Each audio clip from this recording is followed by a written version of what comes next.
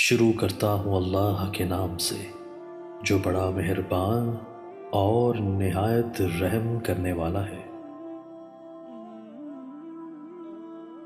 حضرت ابو ہریرہ رضی اللہ تعالیٰ عنہ سے مروی ہے کہ نبی صلی اللہ علیہ وآلہ وسلم نے فرمایا، بنی اسرائیل میں 3 آدمی تھے، کوڑی، گنجا اور نابینا۔ اللہ تعالیٰ نے انہیں آزمانے کا ارادہ کیا اور ان کی طرف ایک فرشتہ بھیجا۔ فرشتہ کوڑی کے پاس آیا اور کہنے لگا، تمہیں کون سی چیز سب سے زیادہ پیاری ہے؟ وہ کہنے لگا، اچھا رنگ اور اچھی کھال، اور مجھ سے یہ بیماری ختم ہو جائے جس کی وجہ سے لوگ مجھ سے گھن کھاتے ہیں۔ فرشتے نے اسے چھوا تو اس کی تکلیف دور ہو گئی اور اسے اچھی جلد مل گئی۔ فرشتہ کہنے لگا، تمہیں کون سا مال پسند ہے؟ وہ کہنے لگا، اونٹ، یا اس نے گائے کہی۔ اسحاق کو شک ہے، لیکن کوڑی یا گنجے میں سے کسی ایک نے اونٹ اور دوسرے نے گائے کہا تھا۔ اس فرشتے نے اسے حاملہ اونٹنی دے دی اور دعا کی کہ اللہ تمہارے لیے اس میں برکت کر دے۔ پھر وہ گنجے کے پاس آیا اور کہنے لگا، تمہیں کون سی چیز پیاری ہے؟ وہ کہنے لگا، اچھے بال، اور مجھ سے یہ تکلیف دور ہو جائے جس کی وجہ سے لوگ مجھے حقیر سمجھتے ہیں۔ فرشتے نے اسے چھوا تو اس کی تکلیف دور ہو گئی اور اسے خوبصورت بال مل گئے۔ پھر فرشتے نے کہا، تمہیں کون سا مال پسند ہے؟ اس نے کہا، گائے۔ اسے ایک حاملہ گائے دے دی گئی اور اس کے لیے دعا کی، اللہ تعالیٰ تمہارے لیے اس میں برکت دے۔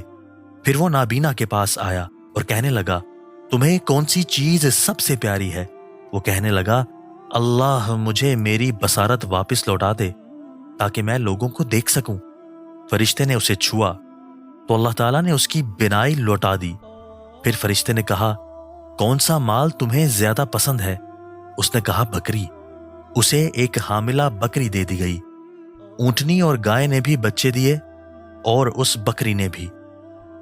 ایک کی اونٹوں کی وادی ہو گئی، دوسرے کی گائے بیل کی وادی ہو گئی، اور تیسرے کی بکریوں کی وادی ہو گئی۔